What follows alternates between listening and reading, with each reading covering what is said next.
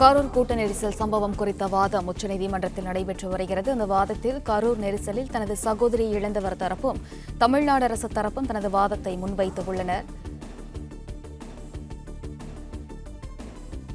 அதில் கூட்ட நெரிசலுக்கு விஜய்தான் காரணம் என்று தகவல்களை பரப்பினார் என்று சகோதரியை இழந்தவர் தரப்பில் வாதம் முன்வைக்கப்பட்டுள்ளது. மேலும் தமிழக அரசின் மீது தவறில்லை என்று மூத்த அதிகாரிகள் பேட்டியளித்தனர் என்றும் மூத்த அதிகாரிகள் கூறியதை தாண்டி போலீஸ் என்ன செய்ய போகிறது என்றும் வாதம் முன்வைக்கப்பட்டுள்ளது. கரூர் கூட்ட நெரிசல் சம்பவம் குறித்த வாதம் உச்சநீதிமன்றத்தில் நடைபெற்று வருகிறது. அந்த வாதத்தில் கரூர் நெரிசலில் தனது சகோதரியை இழந்தவர் தரப்பும் தமிழ்நாடு அரசு தரப்பும் தனது வாதத்தை முன்வைத்துள்ளனர். கூடுதல் விவரங்களுடன் இணைக்கிறார் செய்தியாளர் மாணிக்கம். வணக்கம். விவரத்தை பதிவு பண்ணலாம். கரூர் பெருந்துயர் விவகாரம் தொடர்பாக சிபிஐ விசாரிக்க வேண்டும் என்று 5 வழக்குகள் உச்சநீதிமன்றத்தில் தாக்கல் செய்யப்பட்டு இன்று தினம் விசாரணைக்கு எடுத்துக் கொள்ளப்பட்டிருக்கிறது. அதில் பிரதானமாக தமிழக வெற்றி கழகம் சார்பில் ஒரு மனு தாக்கல் செய்யப்பட்டிருக்கிறது. அதில் தமிழ்நாடு அரசு அமைத்திருக்கக்கூடிய தனி விசாரணை ஆணையம், தனிநபருடைய விசாரணை ஆணையம் மட்டுமின்றி சென்னை உயர்நீதிமன்றம் ஒரு சிறப்பு விசாரணை குழுவை அமைத்திருக்கிறது. இந்த குழுக்கள் எல்லாம் தாண்டி மத்திய தரப்புல உச்சநீதிமன்றம் தரப்புல இருந்து ஒரு சிறப்பு விசாரணை குழுவை அமைக்க வேண்டும் என்று ஒரு பிரதானமான கோரிக்கை முன்வைக்கப்பட்டிருந்தது. தொடர்ந்து காலையிலிருந்து இந்த விவகாரம் தொடர்பாக உச்சநீதிமன்றத்தில் வழக்கு விசாரணைக்கு எடுத்துக் கொள்ளப்பட்டிருக்கூடிய சூழல்ல தற்பொழுது அனைத்து தரப்பு வாதங்களையும் கேட்கக்கூடிய உச்சநீதிமன்ற நீதிபதிகள் இந்த வழக்கினுடைய உத்தரவுக்காக தேதி குறிப்பிடாமல் தற்பொழுது வழக்கை தள்ளி வைத்திருக்கிறார்கள். இந்த வழக்கினுடைய விசாரணையின் பொழுது பல்வேறு கருத்துக்கள் நீதிமன்றத்தின் முன்பாக மனு தாக்கல் செய்யப்பட்டிருக்கக்கூடிய தரப்பிலும் அதே போன்று எதிர் மனுதாரராக தமிழ்நாடு அரசு தரப்பிலும் முன்வைக்கப்பட்டிருந்தது. தமிழ்நாடு அரசு மீது இவர்கள் வைத்திருக்கக்கூடிய குற்றச்சாட்டுகள் அனைத்திற்கும் மூத்த வழக்கறிஞர் வில்சன் நாடாளுமன்ற உறுப்பினர் அவர் ஆஜராகி அதற்கான விளக்கங்களை அளித்திருக்கிறார். மேலும் தமிழ்நாடு அரசு சார்பில் கூடுதலாக எழுத்துப்பூர்வமான விளக்கங்களை தாக்கல் செய்வதற்கான பிரமாண புத்தகம் தாக்கல் செய்வதற்கான அவகாசம் வேண்டும் என்றும் அவர் கேட்டுக் கொண்டிருக்கிறார். அதனை ஏற்றுக்கொண்ட நீதிபதிகள் பிரமாண பத்திரம் தாக்கல் செய்த பிறகாக முழுமையாக அதை ஆய்வு செய்த பின்னர் உத்தரவு பிறப்பிக்கப்படும் என்றும் தெரிவித்திருக்கிறார்கள். இதற்காக உத்தரவுக்காக இந்த வழக்கு தற்பொழுது தேதி குறிப்பிடாமல் தள்ளி வைக்கப்பட்டிருக்கிறது. விஜயனுடைய தரப்பை பொறுத்தவரையிலும் காலையிலிருந்து அவர்கள் முன்வைத்திருக்கக்கூடிய அந்த வாதம் என்பது இதுவரையிலும் இந்த விவகாரம் தொடர்பாக அவர்கள் இருக்கக்கூடிய ஐயப்பாடு, அதே போன்று தாவேகம் மீதும் விஜய் மீதும் இருக்கக்கூடிய விமர்சனங்களுக்கெல்லாம் பதில் உள்ளிட்டவைகளை இந்த வழக்கினுடைய வாதங்கள் மூலமாகவே தாவேகா சார்பில் எடுத்து வைக்கப்பட்டிருக்கிறது. அதுவும் தமிழக வெற்றி கழகத்தினுடைய அந்த பிரச்சார கூட்டம் நடைபெறக்கூடிய அந்த இடத்தில் பல்வேறு விவகாரங்களை முன்வைத்து அவர்கள் வைத்திருக்கிற வாதங்கள்ல தமிழக வெற்றி கழகம் மட்டுமின்றி பாதிக்கப்பட்டிருக்கக்கூடிய சந்திரா என்ற பெண் உயிரிழந்திருக்கிறார், அவருடைய கணவரும், அதே போன்று ஒரு மாணவன் உயிரிழந்திருக்கிறான், ஒரு சிறுவன் உயிரிழந்திருக்கிறான், அவனுடைய தந்தை பன்னீர்செல்வம் என்பவரும் மனு தாக்கல் செய்திருக்கிறார்கள். அவர்கள் சிபிஐ விசாரணை வேண்டும் என்பதெல்லாம் கோரிக்கை வைத்திருக்கிறார்கள்.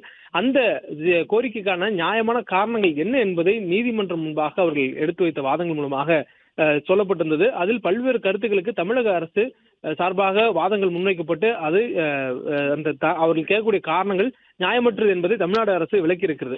குறிப்பாக கரூர் கூட்ட நெரிசல் வழக்கை சிபிஐக்கு மாற்றக்கூடாது என்று உச்சநீதிமன்றத்தில் தமிழ்நாடு அரசு சார்பில் வாதங்கள் முன்வைக்கப்பட்டிருந்தது. விசாரணையில் தோய்வோ அல்லது ஒரு முக்கியமான குற்றச்சாட்டு விசாரணையில் இருந்தால் மட்டுமே இந்த வழக்கை சிபிஐக்கு மாற்ற வேண்டும், அல்லது இந்த விசாரணையில் ஏதோ சுணக்கம் இல்லை விசாரணையில் ஏதோ சந்தேகம் இருக்கும் பட்சத்தில் அது ஆதாரப்பூர்வமானது என்றால் அல்லது அரிதான வழக்கு என்றால் அதனை சிபிஐக்கு மாற்றுவதற்கு ஒரு நியாயம் உண்டு.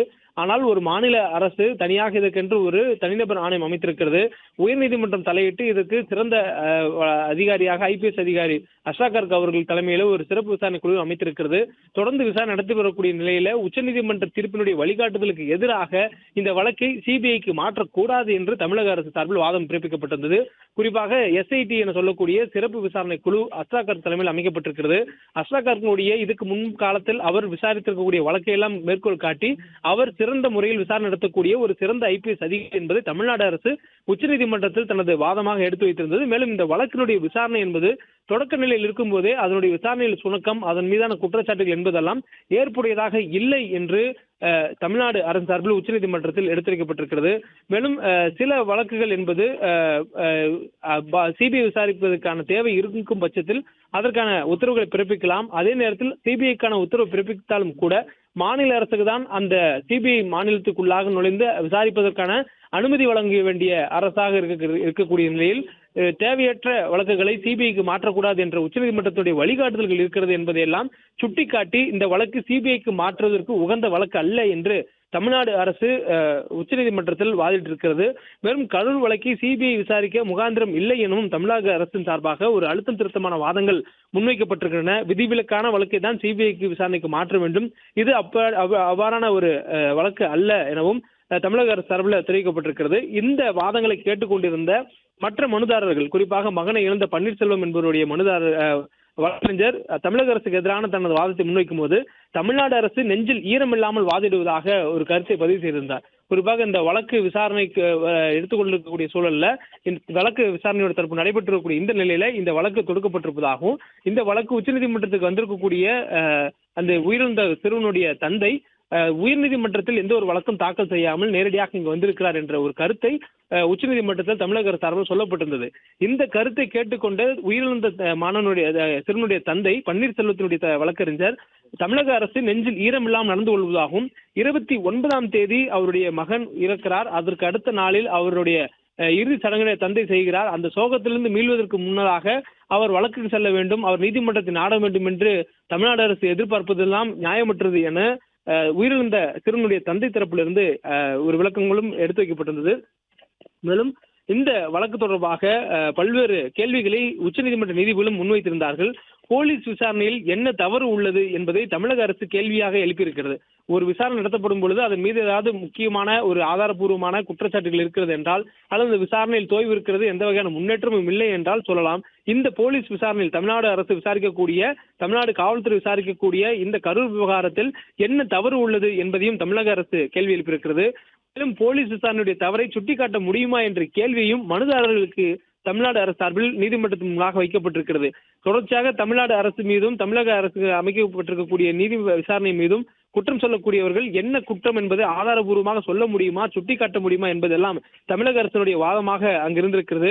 மேலும் இந்த வழக்கு விசாரணையின் பொழுது தனது சகோதரி இழந்த ஒருவரும் வழக்கை தாக்கல் செய்திருக்கிறார். அதில் கூட்டம் அமைதியாக இருந்த போது போலீசார் தடியடி நடத்தியதாக அந்த சகோதரியை இழந்தவர் அவருடைய தரப்பு வாதமாக முன்வைத்திருந்தார். மேலும் கூட்ட நெரிசல் ஏற்பட போகிறது என்பதை போலீஸை தவிர அனைவரும் அறிந்திருந்தனர் என்ற ஒரு குற்றச்சாட்டையும் காவல்துறை மீது வைத்திருக்கின்றனர். போலீசாரின் அலட்சியத்தால் தான் இந்த கோர நிகழ்வு ஏற்பட்டிருக்கிறது என ஒரு குற்றச்சாட்டு முன்வைக்கப்பட்டு இந்த வழக்கை போலீஸ் விசாரிக்க கூடாது எனவும் அந்த சகோதரியை இழந்தவருடைய தரப்பின் சார்பாக வாதிடப்பட்டது. கரூர் நெரிசலில் சகோதரியை இழந்தவர் தரப்பு வழக்கறிஞருடைய வாதங்களை கேட்டுக்கொண்டிருந்த தமிழக அரசு மேலும் அவர்கள் சொல்லக்கூடிய காரணங்களை முழுமையாக உள்வாங்கிக் கொண்டு அதற்கான தக்க பதிலை நீதிமன்றத்திலேயே உடனடியாக எடுத்து வைத்திருந்தனர். மேலும் இந்த கூட்ட நெரிசலுக்கு அரசு காரணம் இல்லை என முடிவுக்கு வந்துவிட்டனர்.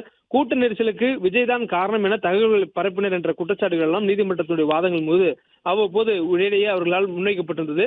தமிழக அரசின் மீது தவறில்லை என மூத்த அதிகாரிகள் பேட்டி அளித்தனர் என்பதெல்லாம் சுட்டிக்காட்டி வாதங்களை முன்வைத்திருக்கக்கூடிய மனுதாரர்கள் மூத்த அதிகாரிகள் கூறியதை தாண்டி போலீஸ் என்ன செய்ய போகிறது என்ற கேள்வி எழுகிறது. எனவே இந்த விசாரணை என்பது காவல்துறையை மேற்கொள்வதன் மூலமாக முழு உண்மை வெளியே வரும் என்ற நம்பிக்கை தங்களுக்கு இல்லை. ஆதலால் இதை சிபிஐக்கு மாற்ற வேண்டும் என்ற கோரிக்கையெல்லாம் மனுதாரர்கள் முன்வைத்திருந்தார்கள்.